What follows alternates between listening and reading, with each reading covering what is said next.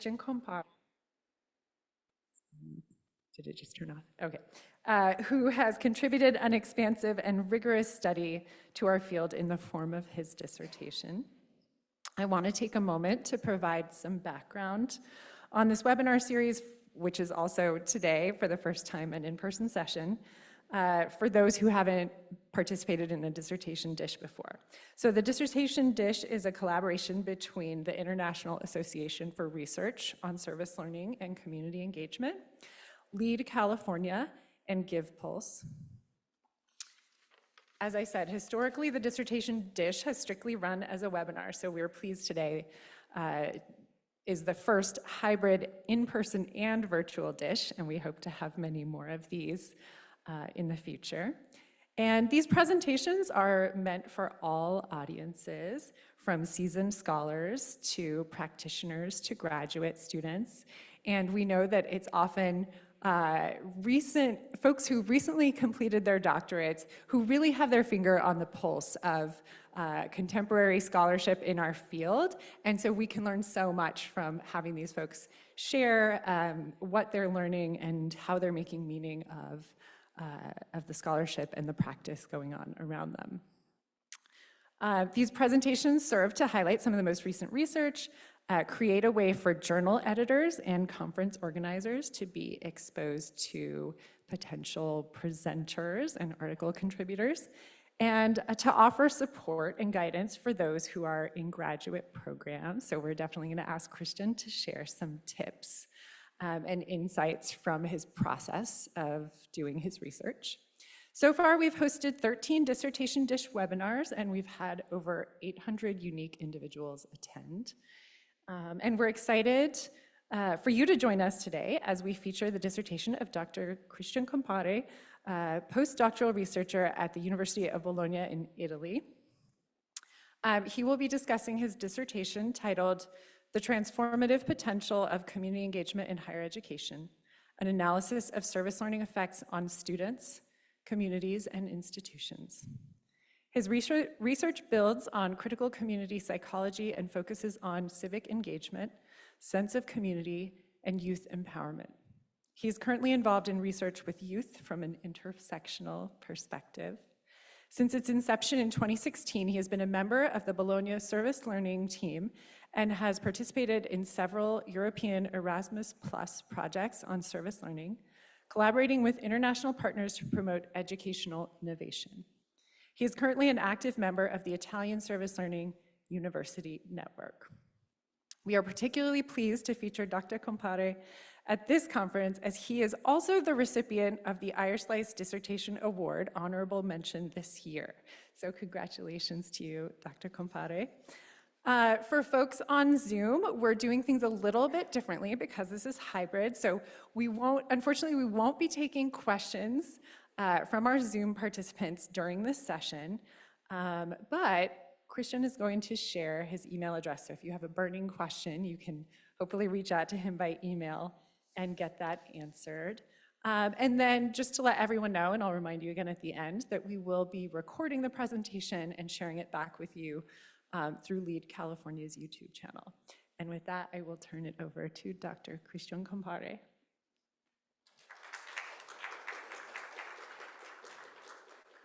Thank you. Thank you all for joining this session. I also thank Lead California, GivePulse, and Eyerslice for granting me the opportunity to present my dissertation that I discussed and defended last summer. And so I'm happy to share with you the insights and the results of this dissertation. During the presentation, I will briefly start sharing with you why I decided to focus on service learning, which is not something very new, something very old at my institution, but also in Italy in general. Why I decided to focus on some aspects that felt that were quite missing in the literature. And I will also present the overarching research questions that guided the 3 studies that are comprised in this dissertation, and then we will go for the overall conclusion, the next steps, and the theoretical implication of my work. So as I said, service learning is a new thing compared to the long history of the United States and other countries of the world.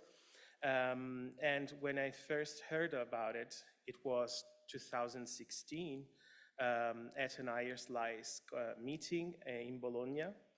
And Andrew Foucault was there. And I was very fascinated by this new methodology for us, and especially about the fact that it could somehow challenge the concept of the ivory tower, where research and teaching are considered and also conceived as silos that cannot be connected with the community. And I was quite interested on how service learning could challenge this perspective, trying to meet the community in the local community and try to co-create new things and new solutions by combining academic and professional knowledge. Moreover, as a community psychology student at the time, I could see how many connections between the two perspectives existed. So considering the community equal and valuable partners in equitable relationships, promote reflection and active engagement, but also in their more social justice-oriented perspectives to promote also critical awareness of how powers works and structure societies and inequalities.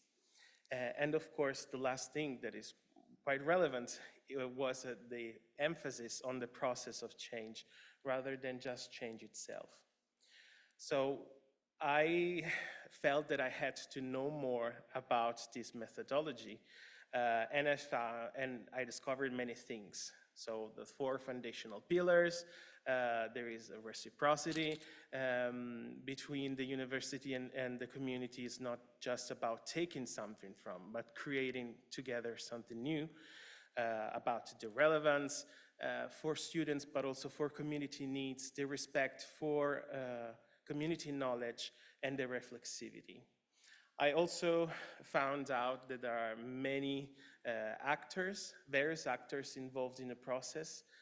I'm sure you're familiar with the SOFAR model that states that there are at least 5 actors that somehow relate together to create a service learning experience. I then learned that there are thousands of research on students, how service learning can impact students on many levels, on personal outcomes, social outcomes, citizenship outcome, academics outcome. So I felt that there was already a lot. But when I decided that I wanted to make it the focus of my doctoral degree, I decided to focus also on what was missing. And as a community psychologist, it felt that there were so much attention to student citizenship outcomes, but somehow some dimensions that are very relevant for my discipline, like empowerment and sense of community, were somehow less explored. And some researchers suggested that sometimes service learning research lacks some kind of rigorousness,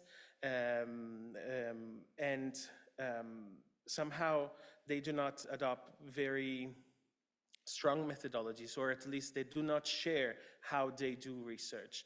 They do not share often what kind of service learning programs students attended, etc. And lastly, the fact that there is this much attention to students left very little space for other actors. So when I had to define the research questions, I decided that I wanted to bring in more than one actor to really learn more about the processes that are activated by the experiences. So for feasibility, I achieved to include students, community organizations, and faculty. And for each of these actors, I designed one study. So in the first research question, I really wanted to understand what were the effects on student citizenship outcomes that were relevant to my discipline through rigorous methodology. The key concept of the study was about the fact that participation is not inherently beneficial, in the sense that only high quality experiences can bring positive effects. And it felt a good fit for the service learning experience because of all the structure and the reflexivity that is going on. And for the citizenship outcomes, I decided to focus on 4 specific dimensions. So the sense of community responsibility, about feeling responsible for enhancing or protecting the well-being of the community, and aspects of critical understanding from a social justice perspective, and also cognitive empowerment about the awareness of how power is structured, and lastly, the effects on the civic engagement. Out of these dimensions, for each of these dimensions, I made a specific hypothesis that basically wanted to prove that the experience, so service learning, would increase all these dimensions in students experiencing these projects, resulting in higher scores for service learning students compared to non-service learning students after they're having the experience. In fact, I adopted a quasi-experimental design, trying to include as many participants as possible, but due to the longitudinal design, it was hard to retain students. So I was able to achieve 110 students, pretty much almost half of them having service learning, and the other half attending traditional courses. And I asked them to fill out anonymous online questionnaires before and after they had the experience. Before moving to the results, I just wanted to briefly present what kind of service learning activities they were asked to join. So they had 21 projects with different local communities, mainly touching sensitization campaign for donors, housing needs assessments, and so on. And they were asked to do work with the community to address these problems, these issues that were felt relevant for the community organizations.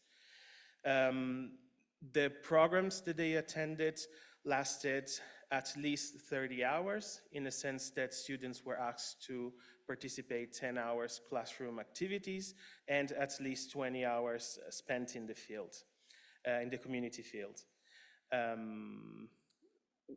and trying to work together with the community partners on the objectives.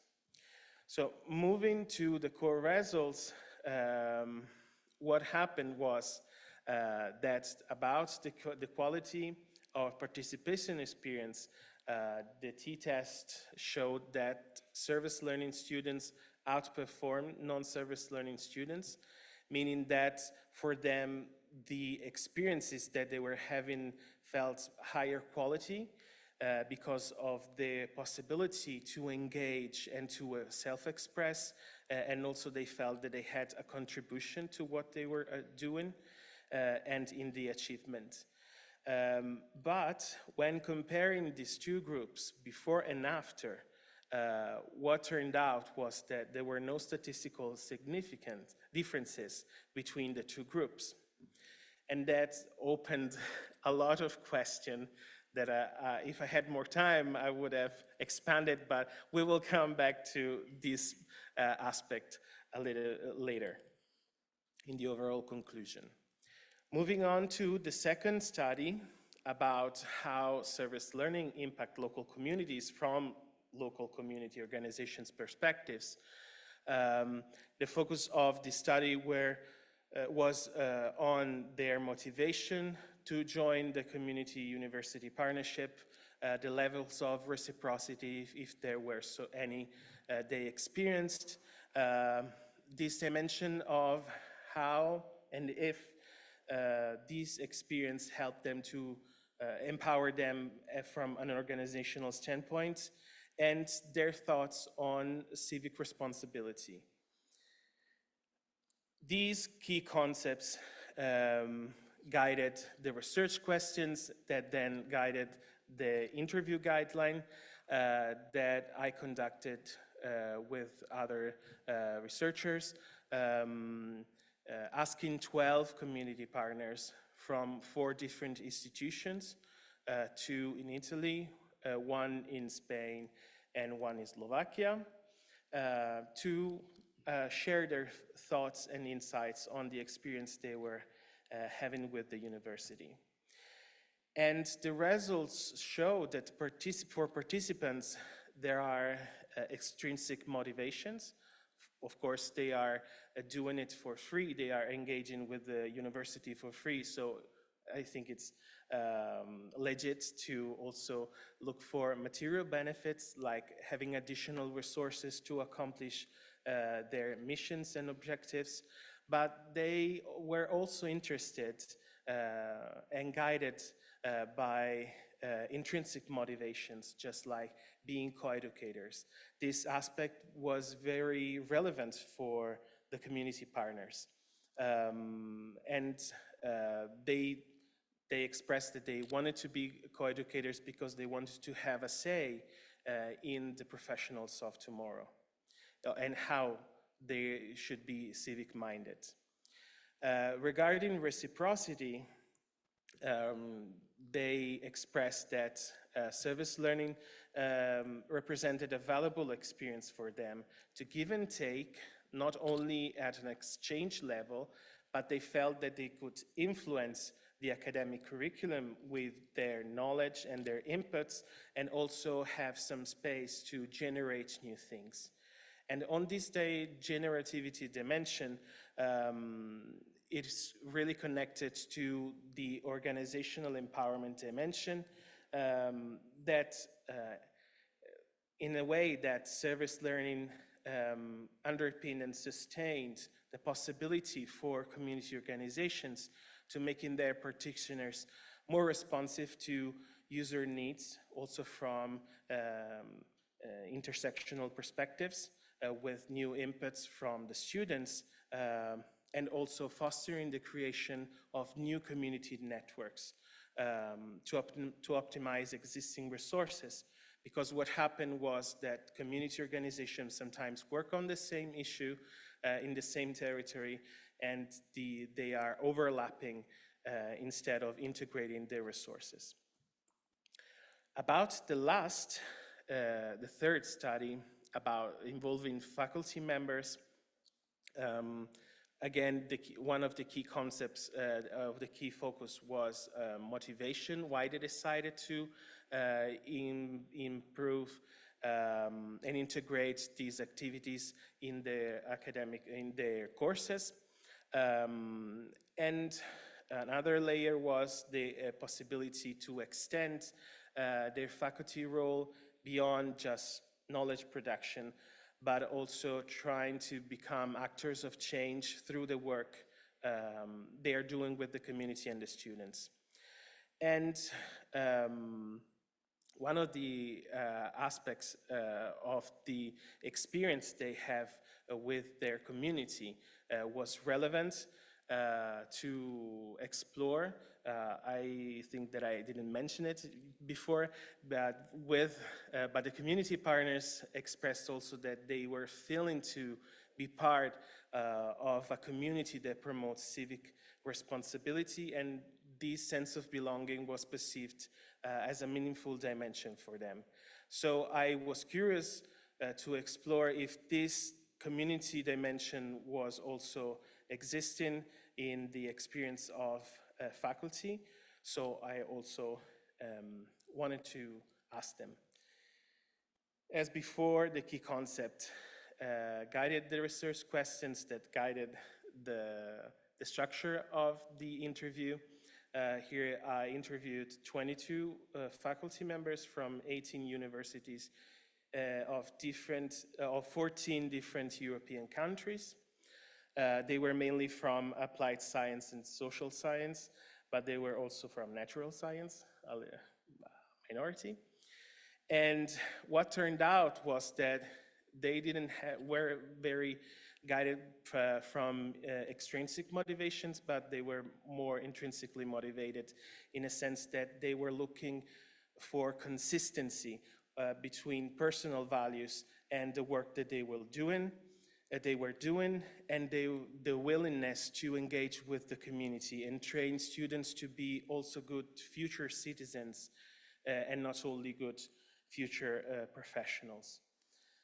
On the engaged scholarship dimension, so the possibility to extend the role of the instructors, they felt that service learning gave a push to the third mission of their university, but also allowed them to encapsulate civic learning into the curriculum, and also gave them a sense to be capable of influencing the context, the local context, through the work that it was accomplished by students over time.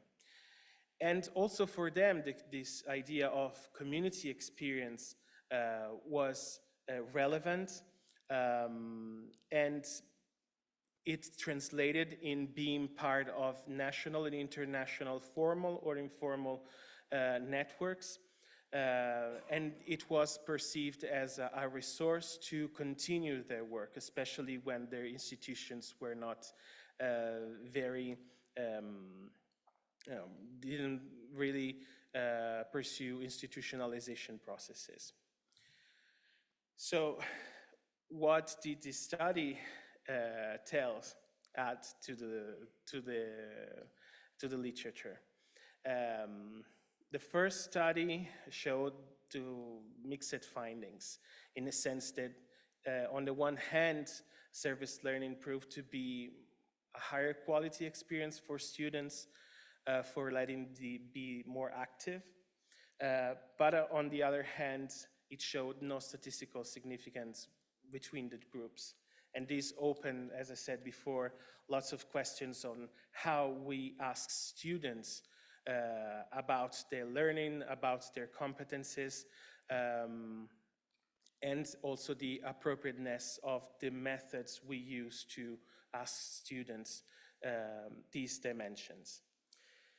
About the second study, the results highlighted the positive impacts of service learning on local communities, including material benefits, but also empowerment processes.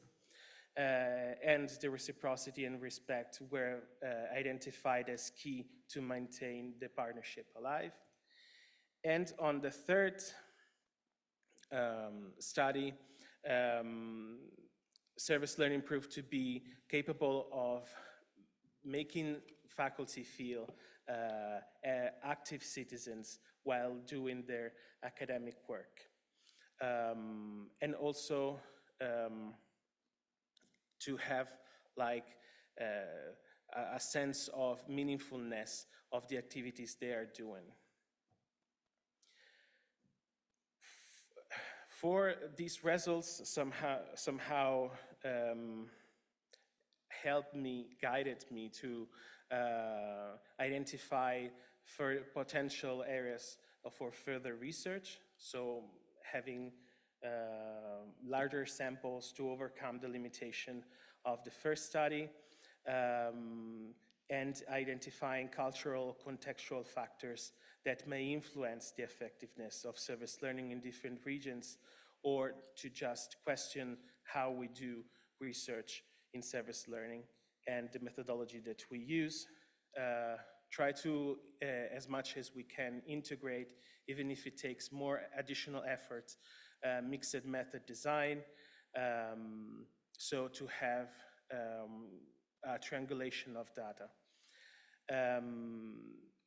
Of course, look for research strategies to overcome the limitations of self-reported measures.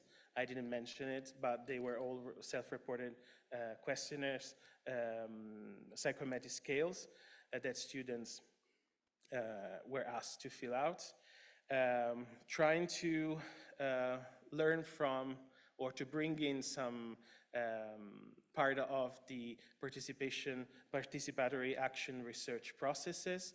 So to really make all the participants more active and include them in the way they structure, in the way we structure assessment and research.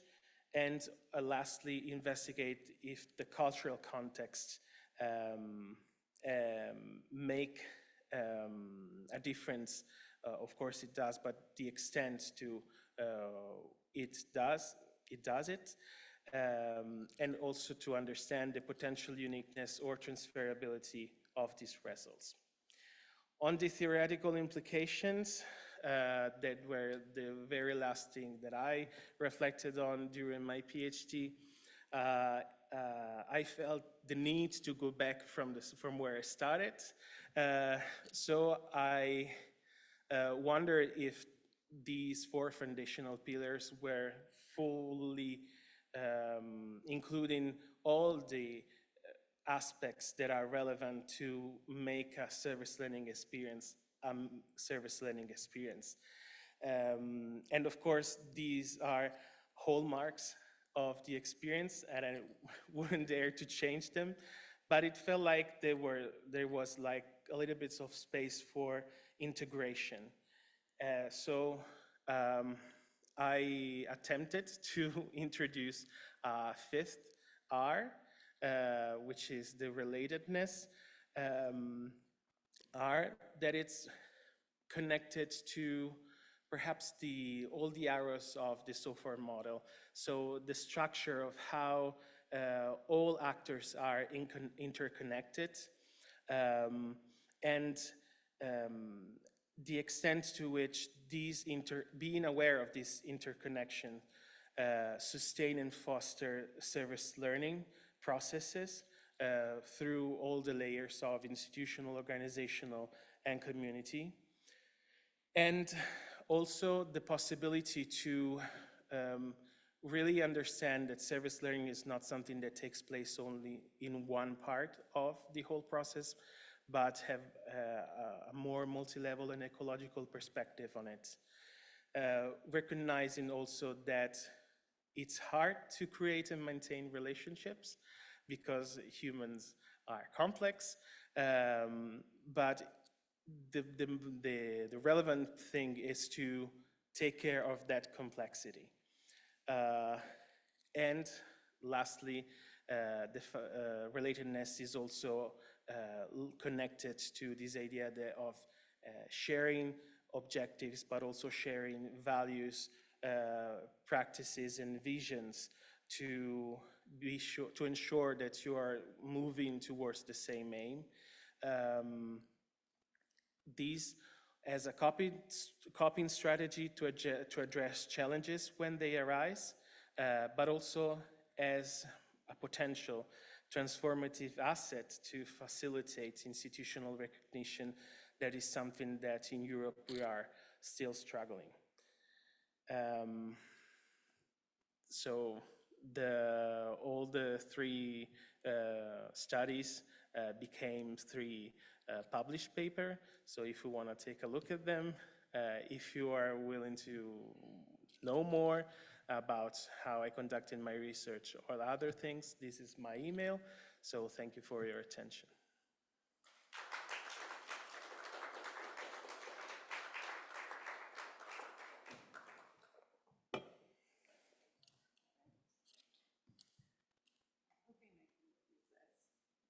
Hello. Okay. Thank you so much, Dr. Compare. I feel like this is such fertile ground for a million discussions that I hope will continue through the next couple of days. We do have a good amount of time for Q&A. I have multiple questions, but would love to actually defer to folks in our audience if anyone wants to pose a question to start us off. And I think for the purpose of Zoom, I need to have you speak into the mic, so I'll come find you. Hi, I'm Elaine Ikeda with Lead California. I have to leave, so I just want to make a comment that I feel like you did, to me, 3 dissertations. So I just wanted to say thank you, congratulations, a lot of really interesting information, but I just can't believe how much work you had to do. So I'm really impressed. So I just wanted to make that comment because I have to slip out. Yeah, thank you so much, Dr. Compare. That was really very impressive, and you've really done, I think, a real service to the field and really starting to unpack the complexities that underlie service learning. We tend to, in research, try to pull out specific pieces and focus on those specific pieces. And it takes it outside of the ecological context in which this work is situated, and teasing out these various dimensions, faculty, the students, the community, I think becomes very important to understand that these things, the service learning operates within these multiple contexts simultaneously. And there are these interaction effects that occur. I know you didn't do that interaction piece, but I had a question about the student outcomes and the fact that you didn't find any statistical significant differences. What am I saying? You know what I'm saying. I'm sorry. Yes. It's been a long day. But I want to ask you about what you were measuring as the outcome variable when you said you did the pre and post and you had an outcome. What exactly were you measuring? Could you talk a little bit more about what you were measuring as the outcome and what you were comparing? Thank you. Thank you for the question. I asked students to fill out, as I said, psychrometric scales, and I asked them to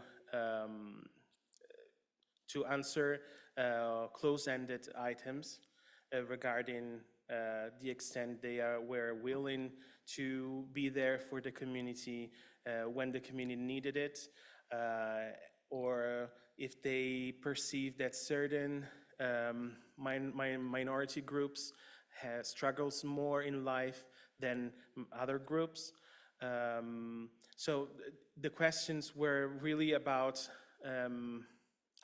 how they think, how they felt about the community, and what they did in the community for the community engagement part. For example, they had to answer how many times during the last 6 months they had the chance to engage or to be active in promoting new initiatives in the local communities.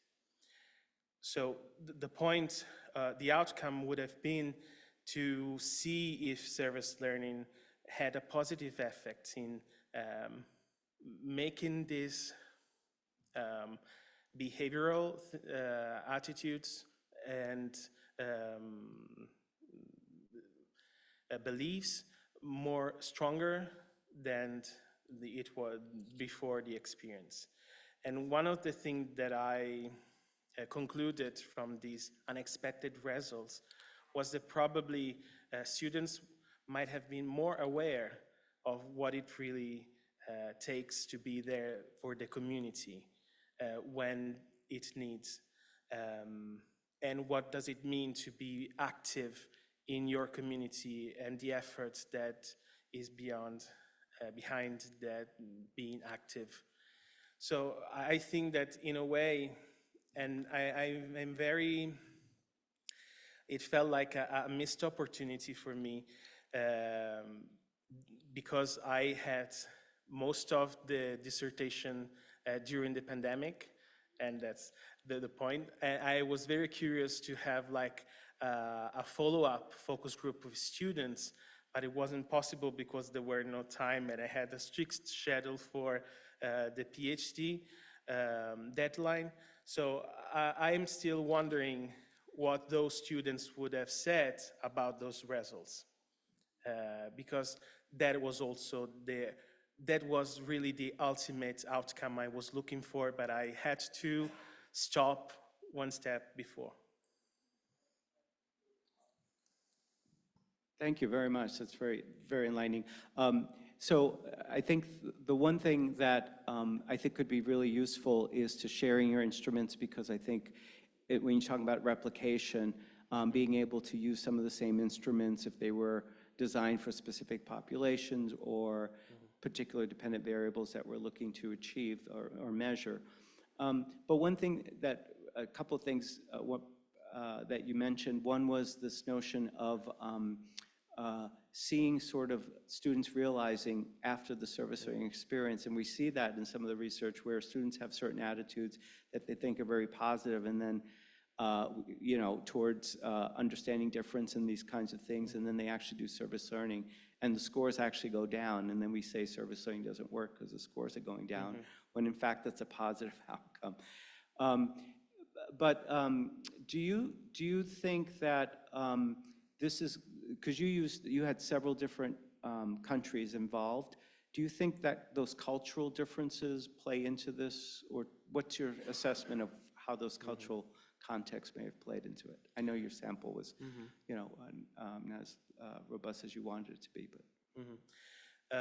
The students were just Italian students. I had, in the other studies, I involved other institutions and countries. It felt, being a qualitative studies, they had more space for sharing, and I really wanted to look at things that were in common, being an experience that is new in all of these countries. But for the student side, I think that culture, in a way, did something there, because most of the students were from social studies and psychology, and I think that it had a role, especially before the experience, because as you said, they tend to perceive themselves as pro-social, but sometimes they don't have a real sense of what does it mean to be pro-social and be active and proactive and advocate.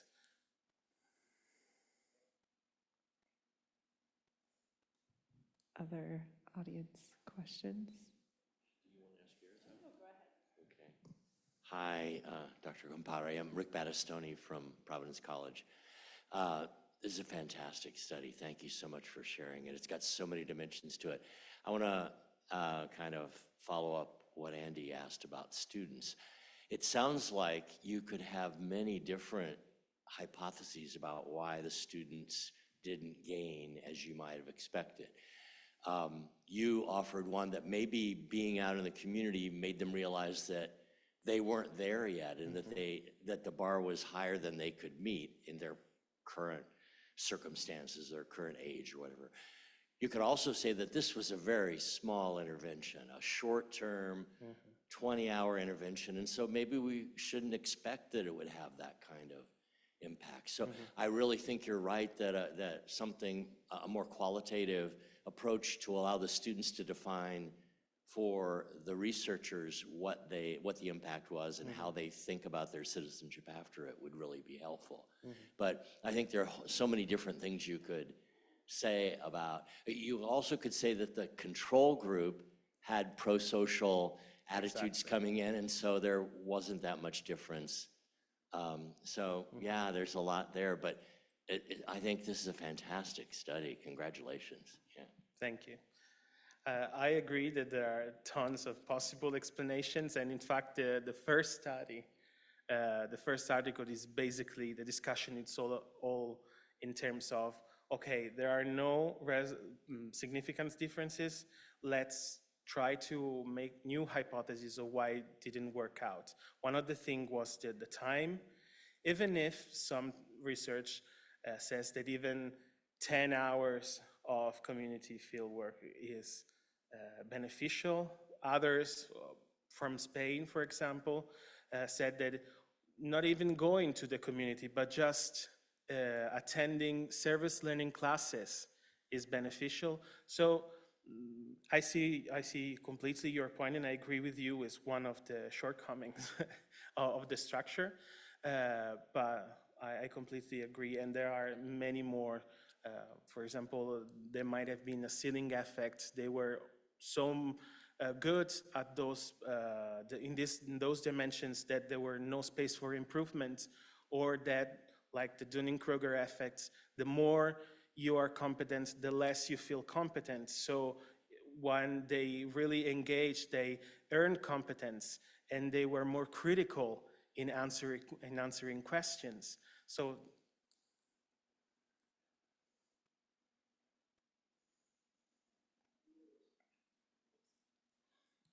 Hi, congratulations again, this is wonderful. Sorry to start every single comment that way, but it's just so much work and really excellent work. I'm Lizzie from Creighton University. We have a partnership in Bologna as well, so it was lovely to hear about your experience with the students there. I'm curious, because you mentioned that the outcome for partners is that their promotion of, I suppose, perceived civic responsibility growth in students was one of the outcomes. I wonder if in your measurement you had sort of how if it is important to the partners to see that growth in civic responsibility in a particular way, whether that be increased volunteerism or what that might look like, especially given the fact that supposedly that was not one of the outcomes from the students. So I'm curious about that sort of dichotomy. Mm-hmm. Thank you for the question. Yes, they didn't specify the kind of civic responsibility in a sense that they, for example, noticed that some students maintain their activities within the institutions as volunteers once they finish service learning, and they considered it as a very valuable thing. But they were very interested in not just the students as they were at the moment, but how they could potentially be. So they really wanted to be part with the university of a movement that wants to really sustain and support civic-minded professionals. Because they were saying, I remember one partner that I interviewed that said, one day these students will be my colleagues, and I would really love to have colleagues that take care of the same things that I'm taking care of from my same perspective, having this very civic-minded and also intersectional approach on how to work with certain communities. So they were very interested in this part.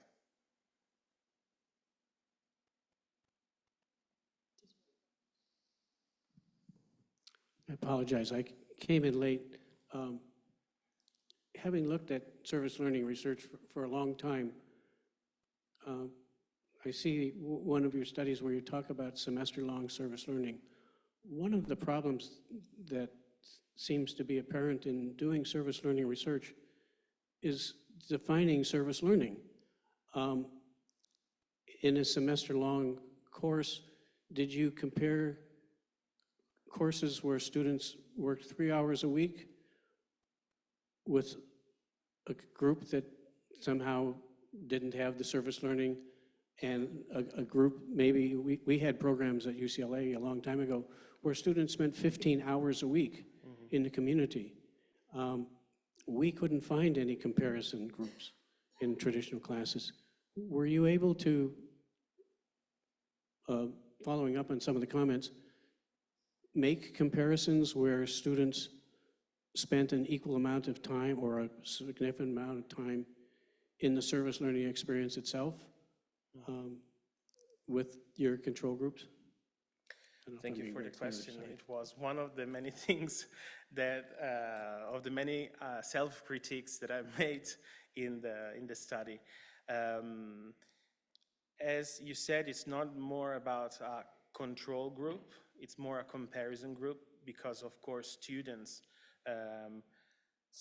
discuss about certain issues and themes, and we cannot prevent them to do that during the traditional courses. I achieved to compare students that were going in the community with service learning to equal courses and laboratories that were offered to their peers. So the same cohort of students, some of them were doing service learning, some of them were doing traditional laboratories, for example. So they were not going into the community with the university. Of course, I don't know if I can move back, but of course from the results of for example, the community engagement at time 1 for traditional courses, from 1 to 5, they were scored 3.20. So they were a little bit more than the average. So also those students stated to have some kind of experiences of engagement within the local communities, but not through service learning. And these are things that these kind of studies cannot be done in a laboratory because you cannot, people live in the community, students belongs to the community. So, and this is quite challenging for also that, because I couldn't have a proper control group, but only a comparison group. And if I have to be honest, I tried to do that focus group very quickly because of the tight schedule. Only 5 students participated. And for example, out of 110, there were 3 service learning students and 2 non-service learning students. And one of the non-service learning students said, well, we talked about social justice as well. We didn't have a reflection on how it works in practice, let's say, but we had a talk on that. So could it be possible that about the social justice that, for example, he is a 0-1 higher for non-service learning course, that also had an impact? They discuss on a certain topic. They are used to do that, to just discuss and not to engage actively. So probably these courses are also somehow biased by this. All right, we have just a couple minutes before we need to wrap up. I want to ask my question, but first I do want to say I'm extra appreciative of this notion of relatedness and the value of kind of looking up from whatever like the tasks or activities or curriculum is, and even looking around, you know, I think about the relationships being sort of looking side to side, right? Who's around you, looking internally at like, what am I? But I feel like the way you sort of framed relatedness, I envision us like, how do we look all around, right? At the conditions, at the dynamics we're swimming in, and those can be ever changing and so particular to different contexts. And so I love the expansiveness of that element that you've introduced. And then I'm a practitioner scholar, so I'm always interested in how our research is informing our practice. And so I'd love to know from you, based on what you found in your study, how is that shaping the way you do service learning? Thank you for the interesting question. And I think that it impacted on at least 2 levels with the relationship that I and also my colleagues are building and maintaining with the community partners. We are lending them the proper space to engage and to bring in their knowledge to contaminate students' learning. And this was something that probably we were unintentionally doing beforehand, prior to this, but now that it's explicit, somehow it legitimates them to asking for more space when they feel they need more. And with the students, it helped me, these results helped me to really bring in these